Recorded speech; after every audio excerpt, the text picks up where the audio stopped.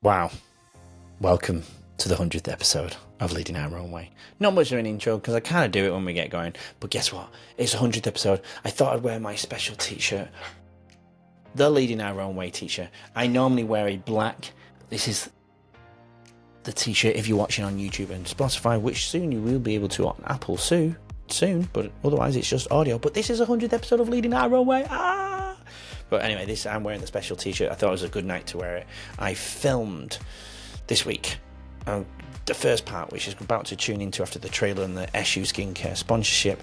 I'm going to be answering questions. I don't go into the depth of my journey. That's done. It's all in the bottom parts of the episodes. You scroll all the way down, listen to all of that. But I go through some questions. And then part two, I have a special guest, Mr. Luke Bailey, joining us, who's he's a friend of mine, but a former person that came into my life through my difficult times. And he's going to share what he saw in me. The only person on the planet that saw me going through something really, really dark. Everyone else thought I was going through something but just wearing a mask and if everything's going to be okay. But Luke saw the depth, and we're going to get into it. That's Wednesday. So come back for Wednesday with Luke and myself. That's incredible. But today, here's me, only me, after the trailer. And we're going to do some questions. I've rambled. I really didn't know what to do for the 100th episode, but I hope people can take something away from it. It's a special episode. But yeah, I like second guessing myself, still go through that, still feel weird, still feel vulnerable. It feels weird not to have a guest and talk to. And anyway, here's me. I'm me for part one, but part two with Luke on Wednesday. Here we go. Welcome to Leading Our Own Way. I'm your host, Andrew White, and this is the podcast that unveils captivating narratives of resilience and personal triumph. This podcast is for anyone seeking inspiration and insights on overcoming life's challenges. Follow and subscribe, and then we can lead together forever. Before we dive in, I want to give a big, massive shout out to our now new proud sponsor, SU Skincare, a brand that truly aligns with Leading Our Own Way. This Australian-born company is dedicated to keeping skincare simple, effective, and straightforward. They've made waves in the US, even landed in Macy's and over 300 stores, and now they're back with a renewed focus on healthy skin and real results. If you want authentic skincare that fits your lifestyle, check them out in the show notes. Thanks to SU Skincare for supporting real stories and mental fitness on Leading Our Own Way. And if you're interested in sponsoring like SU Skincare, drop us a message. We'd love to connect. Hello, everybody. Welcome to Leading Our Own Way. Yes, it's the 100th episode. It's a milestone. I'm celebrating it. I never imagined when I started this journey just over 2 years ago in January 24, when I actually started recording, it started on a shoestring budget. It started with me buying the Mac computer. My friend Erin, who's part of my journey, who I still need to get on the podcast, by the way, sent me this mic for my 40th. I was chasing a dream. I was chasing me wanting to share people's journeys with just some of my friends who had incredible journeys. Mr. Jake Ward being my first published episode. I first filmed with my good friend Donald Johnson, all the way from the UK. The drummer from ACR, just who I grew up with. Just these guys were incredible, and it just led on to me filming with some other people. This is episode 100, a century of stories, resilience, and real conversations. Over the past year, I've had the privilege of sharing the mic with inspiring guests and hearing from so many of you about how these stories have impacted your lives, your own lives. For this special episode, I'm turning the tables. As one of my guests, Helen, suggested, don't have a guest. Turn the tables around. People want to hear about you. I'm like, no, nobody wants to hear about me. But anyway, it's your questions. I listened to Helen, and you guys have sent questions in. Your curiosity and your voice that takes center stage. I've gathered questions from listeners around the world about my own journey, the lessons I've learned, and the moments that have shaped both this podcast and my life. Some are practical, some are personal, but they're all honest. My hope is that my answers not only give you behind the scenes kind of look at Leading Our Own Way, but also offer something you can take away for your own path. Anyway, so let's dive in, and I'm going to get into some questions. I have a list of questions. I didn't. I love answering questions, but oh my god, it's a bit weird doing it this way around. But yeah, anyway, 2 years ago I started filming with some friends, and it kind of grew legs I never imagined it would go. Not gonna lie, I didn't really know what to do for the 100th, but I thought it would be cool to answer some questions.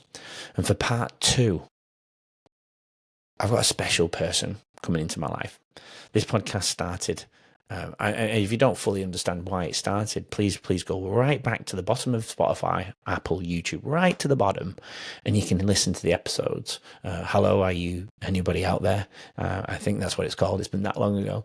And then I did a pre-chat of purely on my own of why I started it. But briefly, in 2014, I won the National Teacher of the Year award.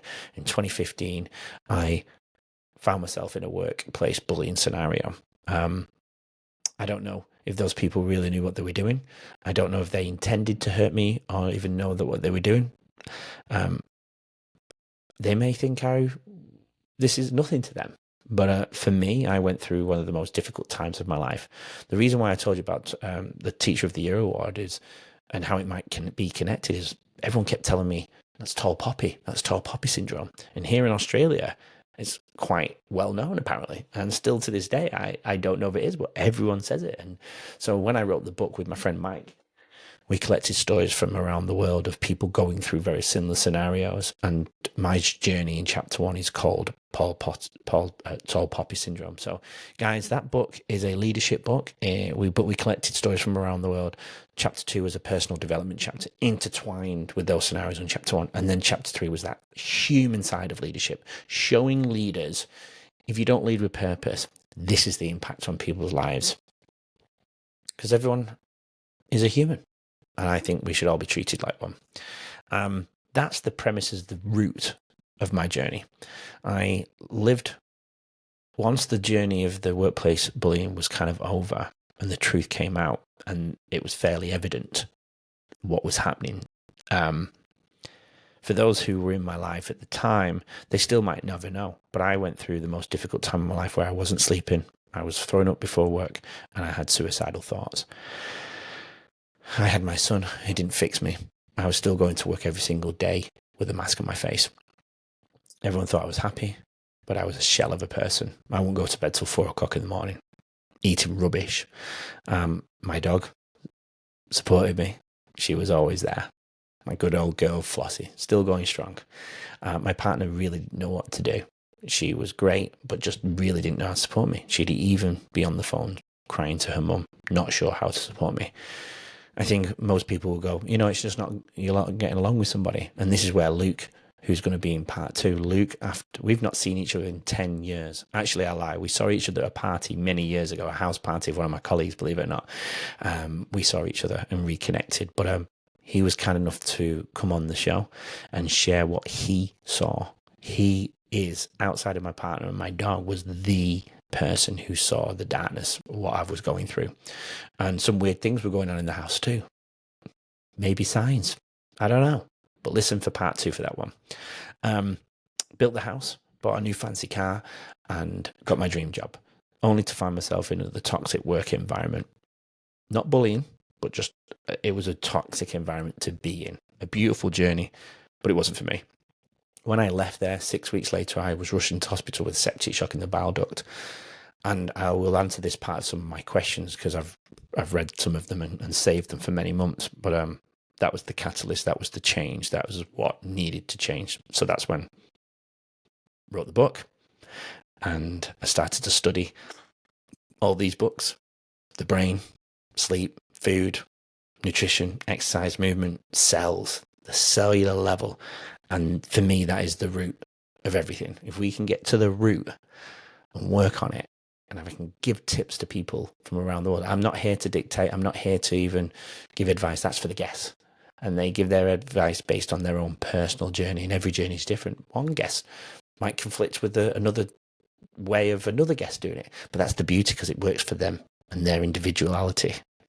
And that's why I love getting a range of guests, from neuroscientists to athletes, for mental health advocates, for TEDx talkers, best-selling authors in mental health. Alzheimer's experts, dementia experts, cancer experts. We've had them all up to episode 100. It's been incredible. People have tried to end their lives. Breathwork coaches, leadership coaches. I mean, I forget there's been that many.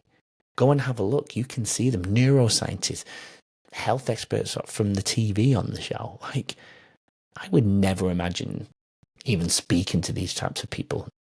Never mind have them on a show where we go into depth so we can help other people. That's what leading our own way is all about. That is them leading their own way, giving to the world, based some of which of their journey of why. Right? You know, the structure of the episodes is that we start with how the guest is leading their own way, and then we kind of go back to childhood and make our way back to the present moment. Some of you might not even know that. I've never shared that with anybody. But we usually start at childhood because it paints a picture of why certain decisions were made down the track. Some of the traumas at childhood. Some guests have had beautiful childhood experiences. But we still go there because it paints a picture of why they go down the tracks they go to. Maybe it was decision making around relationships, choices of careers. I think you get what I mean.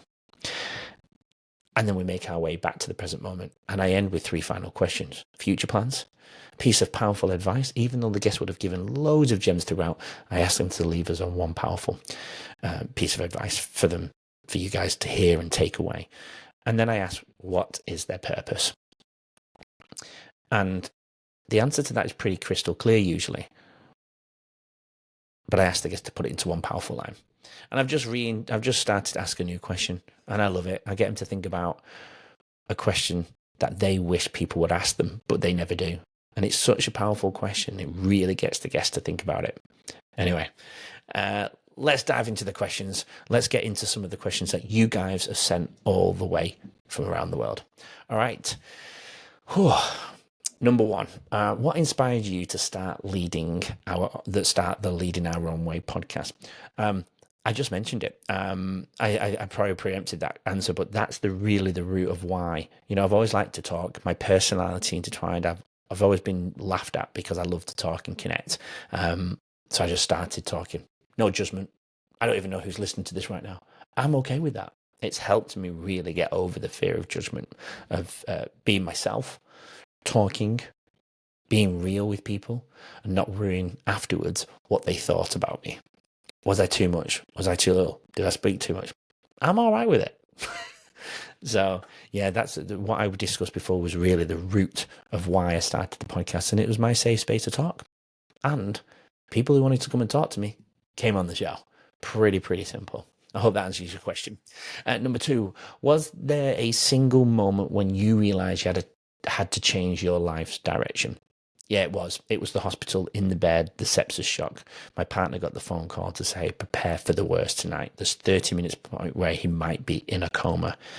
When I got home and had all the tubes, I've done this on a speech, I had all the tubes and the blood and everything coming through, and my partner had to drain it constantly. Every 20 minutes it would fill up. I was sat there feeling alone. I didn't see the effects of me dying on me. I saw the effects on my 2 children and my partner, right? And that's what I saw. And there's a quote from this book, Bridget Hancock, that was on 2 weeks ago. And there's a quote in there that says, change often occurs when the pain of staying the same is greater than the pain of making a change. So when I went through all the bully scenario and the job scenario, the toxic workplace scenario, yes, it was crisis. Yes, it was painful. Yes, it was traumatic. But there was the pain wasn't there to make the change. It changed the job, and you go around in circles, right? You go around in circles. The behavior repeats itself, and I kept venting, kept opening up, and it releases the undesired emotions of that day. But when you go to sleep and start again, you do it again. But when you're almost at death, what's the other outcome? That was the point of making a change. That was it. Sitting on the couch, and I went, I'd got to do something purposeful. I didn't change my career. I became a casual relief teacher here in Australia, and people look down at casual relief teachers, but I have guaranteed work. I started my career as a casual relief teacher as guaranteed work every single day, but I get the flexibility of going to different schools, being at home with my family, going to my son's basketball games after school, which I would never have been able to do because I got so deep into my work. I'd be there till 5 o'clock, 6 o'clock, after being there from 7 o'clock in the morning, or 8 o'clock, especially when I opened a school. That required a lot of work and a lot of attention and focus, and that's a whole different story. But yeah, that's when I changed my life and started to have space physically, mentally, emotionally to read. And I spent 1.5 years, 2 years reading these. And then it gave me, because I'd changed my habits with food and exercise and sleep, I could give I gave the brain what it needed. I gave the brain all the nutrients it needed, all the emotional space it needed, all the physical and mental space it needed to be creative. I would never have been able to create these. The albums, the front covers, edit a podcast. Like, it's insane what I've learned through this process. So yeah, that was it. What's the most surprising lesson you've learned from your guests? I don't know if it's surprising, but that we all have choices. We all have choices. Everyone has a story. And every story, no, I hate the word story. Everyone has a journey, and every journey is worth sharing. Everyone has choices. And so that's the general message that I get from all the guests. Underlying their message that nobody might say, but that's the underlying message that I get. Yeah. I think that's what it is. But I wouldn't say it's surprising. Okay, next one. Let's have a look. How do you balance podcasting, your full-time job, and personal wellness? Yeah, I struggle. As the podcast became more demanding, and being human, something had to sacrifice. I don't have the money to quit my casual relief teaching full-time. I have to do that still to this day, even though I've just got my first wonderful sponsor, SU Skincare, who is also a friend of mine, the owner. You have to go back and watch Gordon Jenkins. He's a good friend of mine from Manchester, 3 streets away from me. Got this beautiful skincare company that was all over Macy's, all over America, and he's sponsoring. I mean, signs or what? But no, I still work full-time because I need to pay for the mortgage and the house and the kids, right? That's simple for anybody who I was listening out there going, how do you make a change? But I have a wonderful industry that still offers a casual setting. But I only need to work 6.5 hours a day. I earn decent money, but there's no spare money to go in the budget of the podcast. But it gives me that physical, mental space to be able to balance the podcasting world. The podcast has become that demanding and that got grown legs I never imagined it to. It's dug into some of that time where I would have spent my personal wellness. In the mornings have been sacrificed a little bit. I still do some cold water plunge, which one of my questions actually is around that. Which I'll answer that one in a second.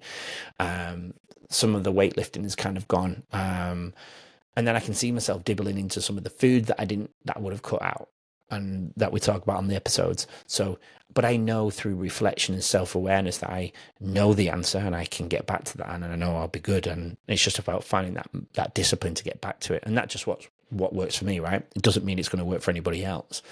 But yeah, that's how I balance it. I work through my recess and lunch on my computer at the schools. I spend a bit of time in the mornings if need be. And then I try and allocate a little bit of time to cut, edit and post and create reels and stuff like that. There's a lot of work. I'd definitely spend more time on the podcast than I probably do on my full-time job, if I'm honest. And that's why I really need to get more sponsors. So if anyone's out there wanting to sponsor, please, I've reached 100. I've proven that I'm dedicated and we're in the top 10% in the world. So numbers are there, guys. If you want to sponsor me, I can help promote whatever you want to promote. The other question onto that then is, what is your daily cold water immersion routine actually like? Now, I think that this changed my life, putting my body through that healthy stress. I try not to do it the weekend because I don't want my body to get used to it, but I jump into my cold spa in the morning. Now, it's a bit warmer in summer, so I don't tend to do it during the summer because the ground's warmer, but I jump in and I do breath work in the cold water. Some say that you shouldn't really do that, but it allows me to focus and balance and keep on my thoughts on one process, and then but it also allows the body to go through the trauma of the cold and get through it. So putting the body through good stress, eustress. Otherwise, I do cold showers. I definitely will do a cold shower every morning, regardless if I jump in the cold spa or not. But as the ground starts to get a bit cooler here in the next couple of months, I'll be able to go back outside, and I definitely see the benefits. I feel my clarity in the day, my retention, my memory works better when I've done it, because I feel I've accomplished a challenge. It allows the cold shock proteins to be released in the body, gets the stem cells working. I feel fitter, I feel clearer. Maybe it's a placebo effect, but all the research that I've done and what I read, I tend to experience. So I think the cold water is phenomenal. I'd love everybody to try. Anyone who's down, jump in some cold water. It really changed my life. Yeah, it was one of the beginning. Of course, it's a mixture of everything else, isn't it? Food and sleep. The first book I started to read was Matthew Walker's Why We Sleep. But I was reading words in Why We Sleep that I didn't understand about the brain. And I thought to myself, well, how can I continue to read this if I don't learn about the brain? So I went and bought some brain books. The Source, Dr. Tara Swart, I'm trying to get on the podcast. The other brain books, and then I couldn't find words in there that understood. So these books are actually like jigsaw puzzles. I've gone back and forth between them all to figure it out. It's phenomenal. It's such a cool learning journey to experience the thing. So I actually need to complete quite a lot of them, but I've read a lot of them, but parts of them. Does that make sense? So I'm just constantly learning. It's phenomenal. Yeah, absolutely brilliant. Let's see what else we've got here. I hope I've answered that one about the cold water, but that's what I tend to do. I might go and stand on grass if I've got time afterwards. I've also noticed the difference in that. I was listening to a human biologist, and apparently if you look your blood and you look at your red blood cells, you'll see them all clumped together because we don't touch the earth, right? And I did it. It's phenomenal. And then I go and stand on the grass. You're touching the earth, the soil, right? And if you pluck your blood afterwards, maybe 10 minutes after it, you look at your red blood cells in a little microscope. You can use a kid's microscope, it gives you the same result, and you can see all your red blood cells separated.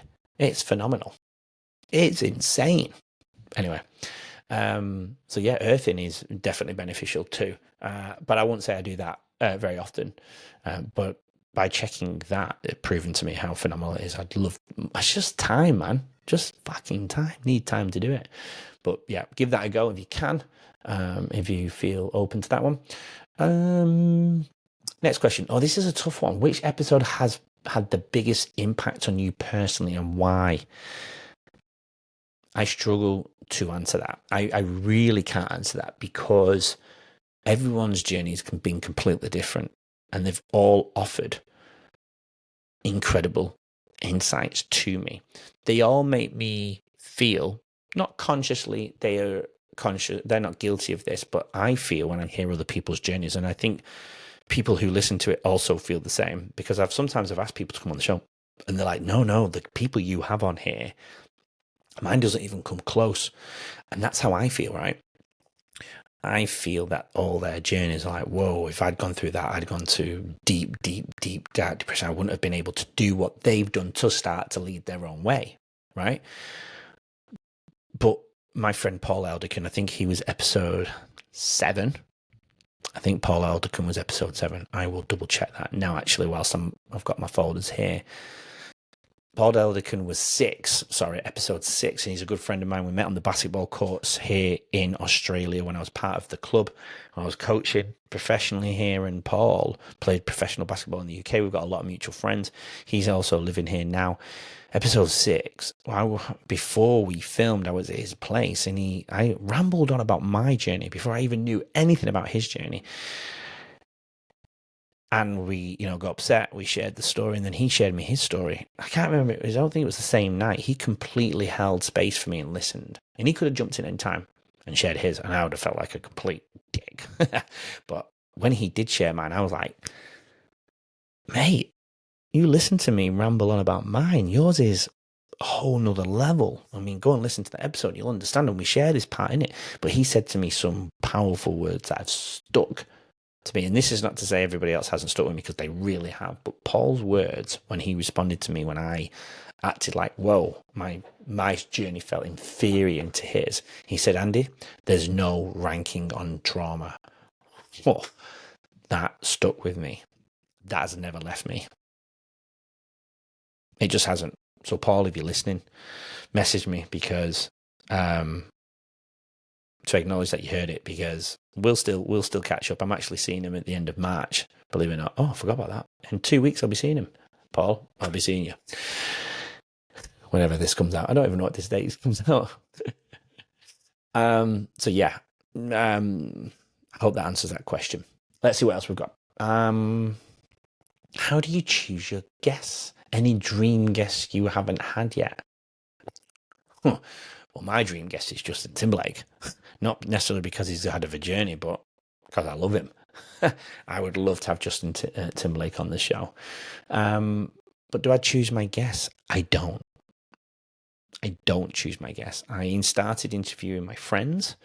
The first 10 to 15 episodes where everyone has been connected to. There's one or two in there, 3 of them that weren't connected to me, and they found me and I found them. I reached out on LinkedIn or social media, and that still happens. But usually now, it's agents who message me their guests, their clients, and say, will you interview me? So they've obviously done their background checks, and they'll say this is a good platform for them to share their journey. So that happens quite frequently, more so than anything else now. Guests actually, I usually have clients that have had incredible journeys, and they recommend them. And I always say to them, please tell them about the show then, because it comes better value rather than me reaching out to them. If you have had a great experience and you've enjoyed being on the podcast, they're more likely to listen to you rather than the host actually messaging them. And then obviously I take over and it's beautiful and we connect. But I do a pre-chat with everybody, and it builds up a connection with them all, and it looks like 2 friends having a chat. So everything that you've seen I've actually done before, but I've never gone into depth. So all my reactions are completely real. I don't know the in-depths. I just take dot points in the pre-chat. Yeah.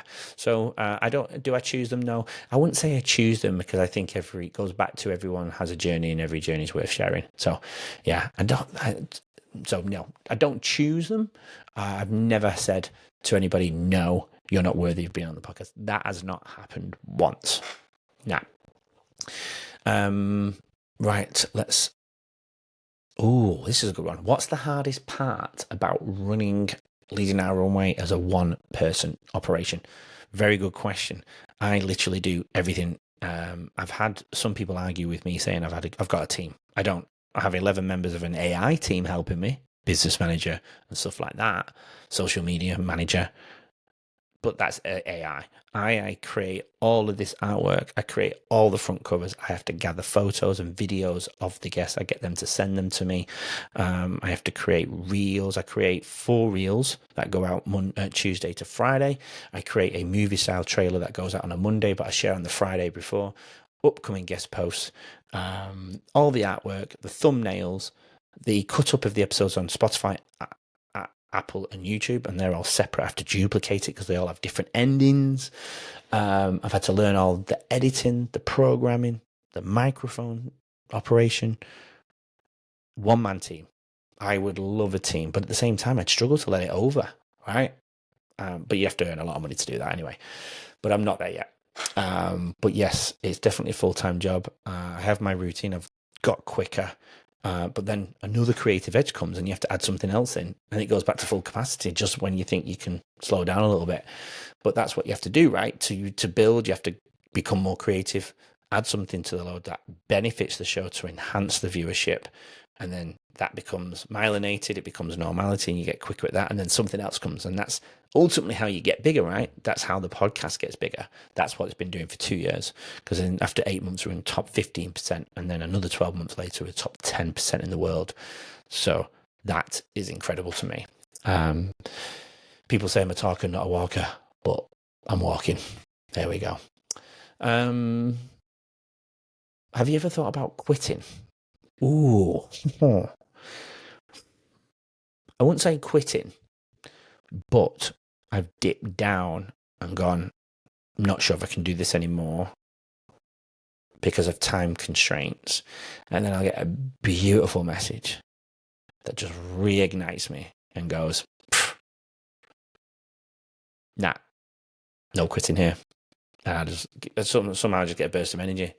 And then I get a guest, and every guest I get really excited about. But when I get that new guest, I'm really excited about that one. And then I'll meet somebody else and do a pre-chat, and I get really excited about that one. So that excitement just keeps coming every time I meet somebody new. And I genuinely love meeting all my guests. I just love it. Love it.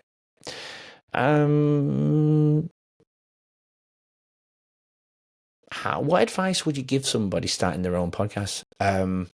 Get the mic, press record, and go for it. Because I used to shit myself making a reel talking to him. Hated it. Hated the thought of somebody watching me talk. Like I was an imposter. He's not in that place to do that. But I noticed when I did one just of myself talking, it actually got more views than the snippets of the conversations with the guest. So that built my own confidence up that people actually wanted to hear that. But I'm not that guy to do that all the time. I want people to hear the guest and go and listen to the guest. I don't need people to listen to me on a reel on Instagram to get my Instagram viewers higher. That's not what I want. I want people to actually watch the show. So I can go on there and do the reel of just me talking, but I want people to see the snippets of the conversation, be interested in that. So if that takes longer to be more popular, and so be it. Yeah, that was my advice is get a mic, get in front of the camera, and just get comfortable with the uncomfortable, and that will disappear, and you'll just start to go. Yeah. And I'm actually supposed to be helping people with the programs Riverside that I use. I'm actually going to be helping 2 people with the program just so they can get started. Yeah, get started. My friend's going to come around and I'm going to show her how to do it, and she's going to do it too. Just go. You won't regret it. How do you do it? How do you manage your own mental health, fitness, and avoid burnout? Comes to understanding boundaries, when to slow down. For example, I'm taking a couple of months off. I am 17 weeks ahead of schedule of recording. I've done the next 17 weeks of recording. So I'm actually going to take a couple of months off recording. I'm just going to do a few pre-chats here and there and really, really slow down. Yeah, but the dream guest that I was telling you about, I haven't got a dream guest, but I've got a pro dunker that's coming on that I'm really excited about. But I'm not excited to share his dunking journey. I'm excited to share his personal journey, which he's really more excited than sharing the jumping journey. Jordan Kilgannon is like this #1 pro dunker in the world, and we're filming on the 10th of April, and he has all these other parts of his personal journey that he's really excited to share. And all the other podcasters, they talk about the dunks, they talk about the jump, the programs, what he does to do it. But he's more excited, and I'm honoured that I get to be the one to share his personal journey. And that makes me excited. It's not that it's just Jordan Kilgannon, it's the fact that he wants to share his personal, and I'm honoured to share it. Cannot wait for that one. Yeah, so excited. How do you manage your own mental fitness? Oh, I've just done that one. What's your vision for leading our way over the next 100 episode? Well, assuming we have another 100, I just want to jump at the same rate I've been jumping, if I'm honest. If I can go from top 15 to top 10% on Spotify, I'd love by December to go to top 5%. I do have a note here. As you can see, I'm going to show my manifestation visualization. I've got a little note that stays here, top 1%. I'm aiming for top 1%, but I've not put a timeline on it, because I think if you put a timeline on that, I think you get disappointed, because top 1% is an extreme, right? Real extreme. And I'm very aware of how unrealistic that can be. But if it's there, I can put it in my neural pathways in my head and start to work towards it. And going top 10% and then top 5% is part of that journey, right? And understanding and learning along the way. Now, if I was 23, I'd quit my job and do this full time. But I don't have kids, I have a partner, I have a house, I have cars to run a normal life. So that is slowed down. And I'm okay with that, because it's enjoyable. But it is about putting those boundaries up, slowing down sometimes, and enjoying life at the same time. Otherwise, it will go. It will disappear. That's really what I want to do over the next 100 episodes, is just keep jumping at that top 10%, top 5%, If I can't get top 5%, because it's a lot harder, maintain that top 10%, you know? Let's have a look what else we've got.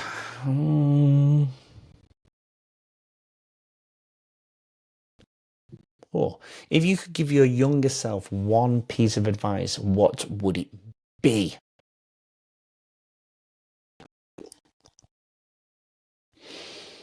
If I could go back to the younger Andy, I'd say keep the drive you've got, because I was playing basketball a hell of a lot, and basketball did take me around the world. It brought me to Australia originally with backpacking with my best friend as well, and then I became part of a coaching staff at the club as well that I was at here in the northern suburbs of Melbourne. I would say keep your drive. It's going to take you far. Keep being you. Keep the energy that you've got. I probably wouldn't have changed anything, but I would say keep going. Keep being you. And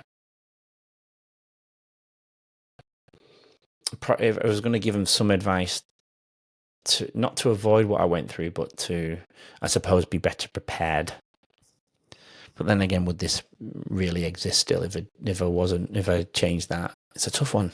But my advice would be to keep the energy you've got. Don't change who you are. And I haven't. That's one thing I've not. I have slightly on times, but then gone back to it. So yeah, I think that's what it would be. And what's the best feedback you've ever received from a listener? Well, it's actually come from the guest. The guest has told me that one guest, Sean, I can say his name, he probably won't mind, Sean, he had over 300 messages from his friends and family saying how incredible the episode was, and that they weren't aware of what he was feeling. Again, that mask, right? And he really, man, he said that how much that changed his life. And I said before the episode, you speaking will open doors for you to go and help other people in your position. And after the episode, I think he realized that. He's also a teacher. He's bigger than a teacher. He's still teaching, but he's bigger than a teacher. He needs to be on stage sharing his journey and helping others and creating something, a space where he can go and physically put himself in a position to help others through that, because a lot of people are going through what he went through, even still to this day, which is really sad, but it's so true. You know? Anyway. I don't think we've got any more questions. We do have some questions. I don't think it changes the tone of which way we're going, you know? What's the most... Yeah, I think I've covered it all. But, you know, it's been a hell of a journey, and I'm so grateful that we've gone to 100 episodes.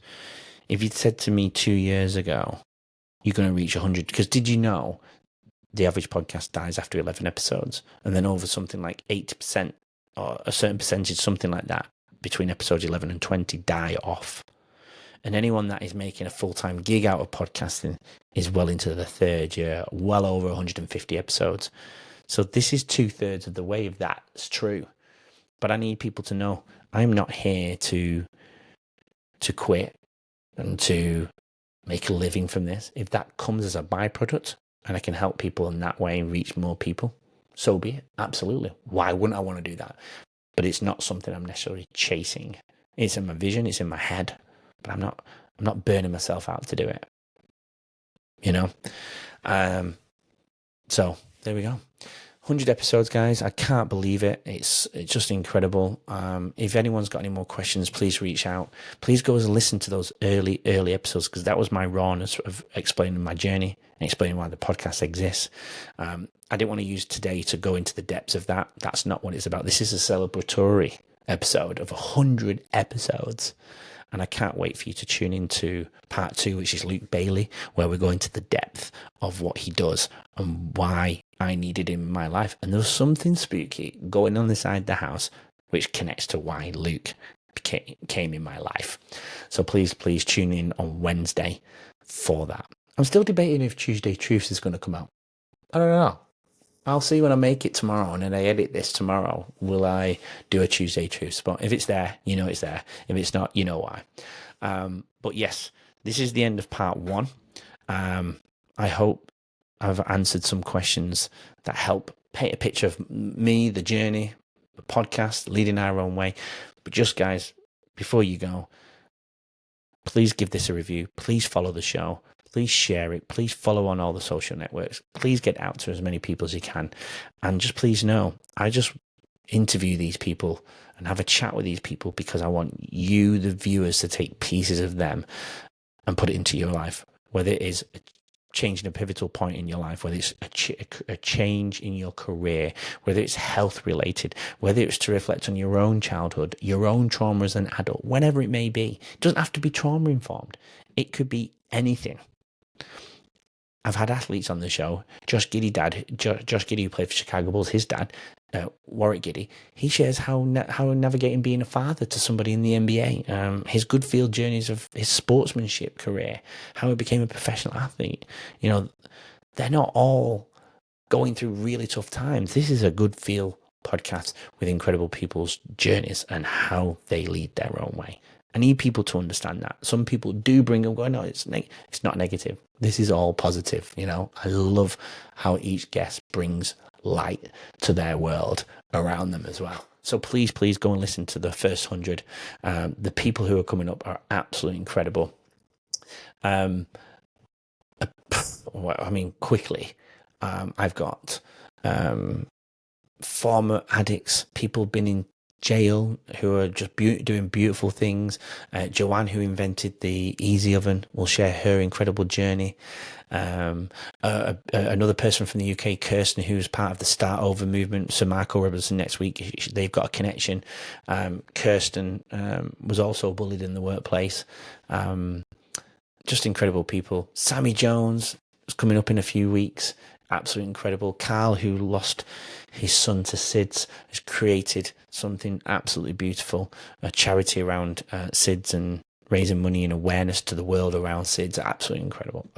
Yining from Hong Kong, just a credible person. Again, talks about leadership, and we actually have a connection around basketball too. Absolutely amazing. Mitchell from Silicon Valley talk about leadership in his books as well. We've got such a good year coming your way. Some pro former basketball players here in Australia. Leonard Copeland played for the Clippers and Philadelphia 36ers. Matt Bradkey, a former legend. Matt Bradkey's part of my journey. He presented that Teacher of the Year award to me. He's coming on the podcast too. Matt Bradkey played for the Melbourne Tigers, along with Leonard Copeland, and then we've got Jordan Kilgannon coming on later this year. Fitness guru Beck Cameron. Just incredible. We've got loads coming on. It's just brilliant. And we're going to see Luke Bailey, who's in part 2 later in the year, and share his own personal journey too.